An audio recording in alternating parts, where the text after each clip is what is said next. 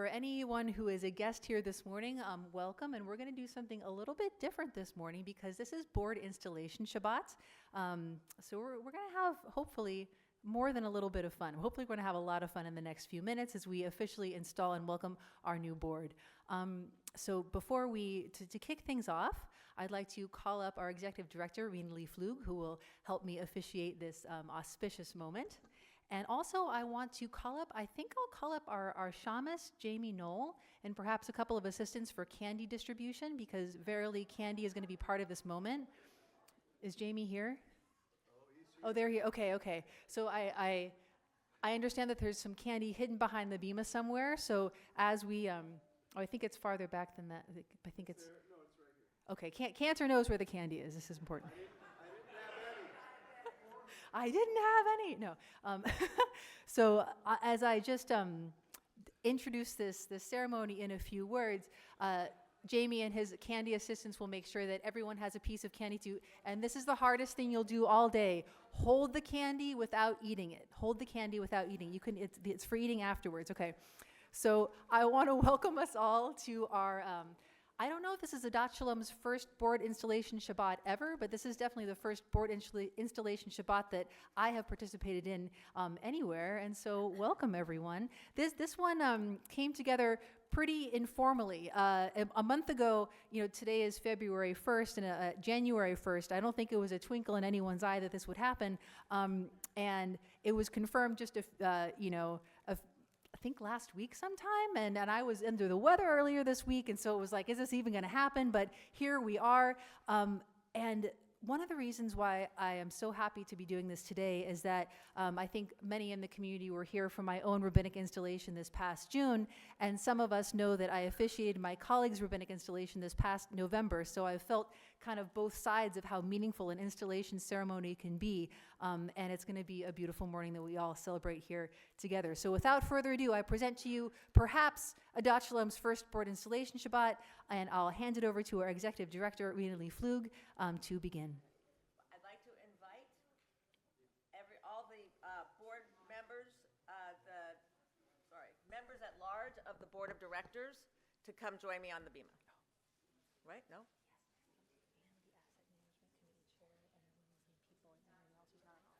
Okay. And everybody else on the board who is not an officer, including asset management chair, women's league, and past presidents. Not current president, just past president. Not officers.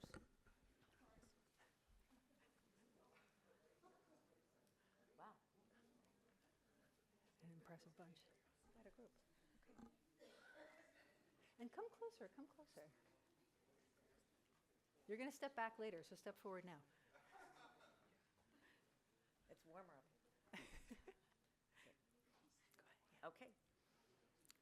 We read many times in the Talmud, Nimnu v'gamru. They took a vote, and they decided. It has been a long-standing practice in Jewish tradition to make decisions by voting. And as members at large and other participants of the board, members of the board of directors, your votes are essential in making decisions that impact the entire Adat Shalom community for the short term as well as the long term. We bless you all with the perspective to see how much your votes matter. We bless you with wisdom and discernment so you can see all the factors involved, and with kindness and consideration so you can fathom how the decisions you make will impact our community.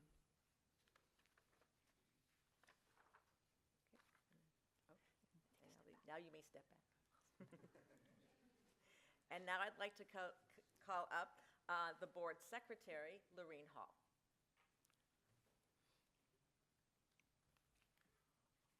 There's 4 chairs up there if you guys want to fight amongst yourselves.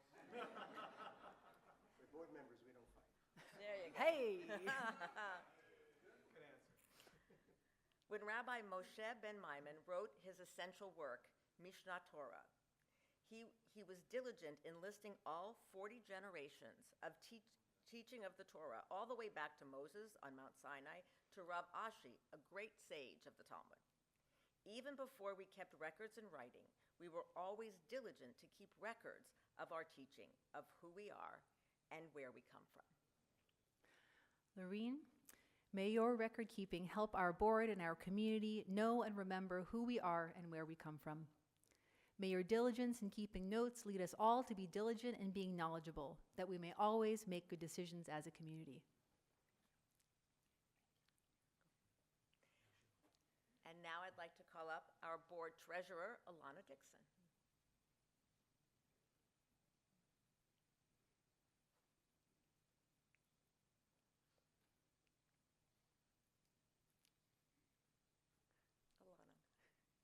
We read in the book of Leviticus, "You shall not falsify measures of length, weight, or capacity. You shall have an honest balance, honest weight, an honest dry measure, and an honest liquid measure." Chapter 19, verse 35 through 36. The Talmud explains further that though these honest weights and measures reflect the practice of honesty overall, and that we should also be honest when we say yes and no, being careful to make promises that we can keep. Baba Metzia, chapter 49a, verse 6. Alana, we bless you with care and accuracy in all your planning and all your record keeping. May your precision and attention to detail always inspire trust from your fellow board members and from the whole congregation. Amen. And now I'd like to call up our board executive vice president, Olivia Goodkin.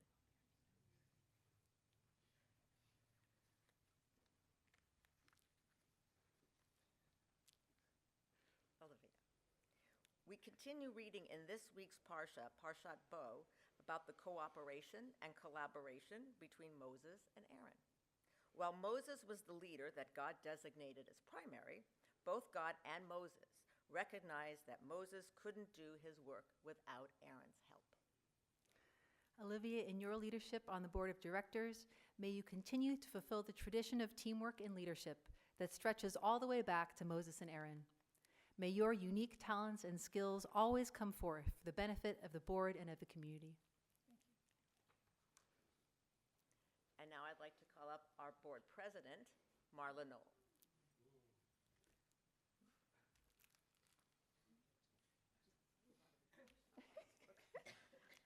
Ready? Not worried, but ready. Educator Kelly King teaches that there are 7 qualities to Moses' leadership that we should all seek to embody. First, no leader is perfect. All leaders make mistakes. In his youth, Moses was certainly less than perfect, but he faced the consequences of his errors, and his leadership improved as a result. Second, use your own uniqueness as a leadership strength. Moses had an unconventional background. He wasn't like everybody else, but that gave him a unique perspective and a special strength. Third, face opposition with courage and confidence. Moses stood up to Pharaoh time and time again. It really could not have been very fun. But Moses persisted nevertheless, knowing his cause was just and that God was on his side. Fourth, Moses prayed for his people even when they were difficult, because it really is no secret that Jews are in fact a stiff-necked people. But as our leader, you will never give up on us. Fifth, Moses knew the power of teamwork. He learned from his father-in-law Yitro that he couldn't do it all on his own, that he had to create a system to delegate. Sixth, leaders sometimes need extra support when things get heavy. We read in the book of Exodus that Aaron and Hur hold up Moses' hands so that the Jewish people can defeat Amalek in especially challenging times. Moses asked for special help. And seventh, Moses received mentorship and served as a mentor to the next generation. Moses heeded the advice of his father-in-law, the priest of Midian, and he worked closely with Joshua, preparing him to lead the next Jewish generation. Moses was open to giving and receiving, and he built intergenerational strength. Marla, we bless you to be like Moses in all these 7 ways. May your leadership carry our community through this time. May you continue to be mentored by past leaders in our community, and may you mentor the next generation of Adat Shalom leadership from strength to strength. And now everyone come forward. Come forward. Marla doesn't get to step back yet. Everyone gets to step forward. All right. So on this morning, I want to speak to you all before the community about something I've been thinking about in terms of board leadership, and something that I know that we talked about at the last board meeting is how you, the board of directors, is the senior leadership of the Adat Shalom community, and the two of us are here to support your leadership and your direction. And so I want to offer you these words of rabbinic advice or perhaps opinion for you to take into account. I want to talk about planning and spontaneity. And I want to suggest that these two things are not in conflict and that both have their place. Both are really important and essential in the functioning of our community. But both planning and spontaneity must be understood for their value, their unique value, each in and of themselves. I brought to, I think, last year's board of directors this text at the beginning of one of our board meetings from Tamid 32a and the Talmud, Ezehu Chacham, who is wise, Haroed Hanolad, the person who can see what will come into being. And so there's this idea that wisdom is the ability to anticipate the consequences of our actions. And so I charge you today to see the many, many positive consequences of planning. Planning in advance allows us as a community to gather, which is really, I think, the primary focus of what we want to do. Planning in advance helps our membership grow, because when we have a series of events planned in advance, new people can look forward to joining us. And planning in advance, especially a cause close to my heart as I teach in our religious school, planning in advance makes life easier for our religious school families who have to deal with the calendar a year at a time usually. And we all know that we want to achieve the goal of making life easier for our religious school families. There are many synagogues out there in this country that have an annual custom of planning in advance for the year ahead, in the spring looking forward to the coming 12 months. This custom of planning in advance a year and ahead supports all functions of the synagogue, especially membership growth. And I encourage you, the board of directors, to adopt this custom. Now, at the same time, we all know there's such a thing as over-planning. We don't want to be too locked in. Without spontaneity, we wouldn't have this beautiful board installation Shabbat. Spontaneity is so essential to who we are as an Adat Shalom community, and it can help us build new traditions. And I hope this installation Shabbat becomes a new tradition for us. I urge us to remember the value of spontaneity, creativity, and fun. And I urge us to remember that spontaneity is such a part of who we are as an Adat Shalom community. We never want to lose that piece of our essence, even when we plan. Most of all, I urge you all to remember that planning and spontaneity don't have to be in conflict. Ideally, they work together to bring out our many strengths. And so I bless you all today with the wisdom to anticipate the consequences of your actions, planning to make our community strong, and spontaneity to keep our community light. We can, and God willing, we will, do both. Now, before we officially say Mazel Tov and throw that sugar in your general direction, I want to invite our Canterdale Shots to the bima. And I also, and hopefully this is a big surprise to almost everyone, I'd like to call up anyone who is here today who's been a past member of the Adat Shalom board. If you have sat on the Adat Shalom board in the past in any capacity, I invite you to the bima. We got some past presidents, we got some past at-large members. Oh, there are people who want to, it's like, oh gosh, did that really happen? Yes, it did, you did it. We want to recognize you for your service to our community. Here we are. You're all going to be pelted with sun-kissed fruit gems. All right. Oh, this is great. Look at this. I knew this was going to be cool. Wait, Dennis has been on the board. Oh, Dennis? You were on the board. Dennis, you're being called out by name. Is it true? Were you on the board? Never? Oh, okay. Oh, we have a machloket. We'll throw candy at you from here too. Okay, all right. Cantor, I think it's that time for you to please lead the congregation and everyone and our past board members who are in the Bima in reciting the priestly blessing for our current board.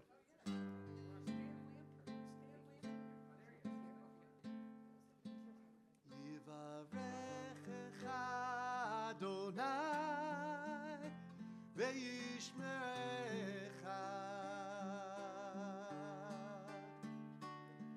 Ya'er Adonai panav elecha v'yichuneka. Yisa Adonai panav elecha ve'yasem lecha shalom. Ve'yasem lecha shalom.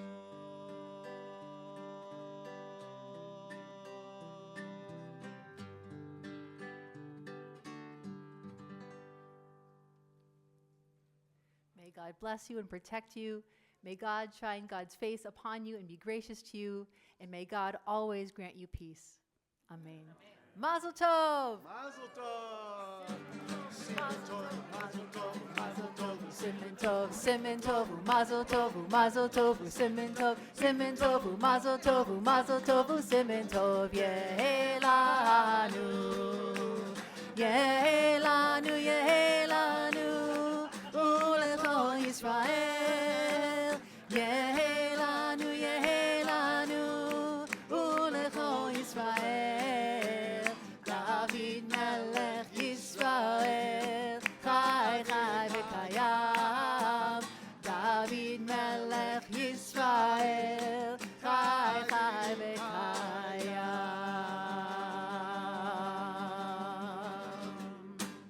And I want to wish a special Yasher Koach to my co-officiants, Cantor Dale Schatz, and Executive Director Rena Lee Flug. Yasher Koach, Yasher Koach. And we will rise now and turn in back at our Sidurim to page 184 as we're about to continue with Musaf, beginning with Chatzi Kaddish.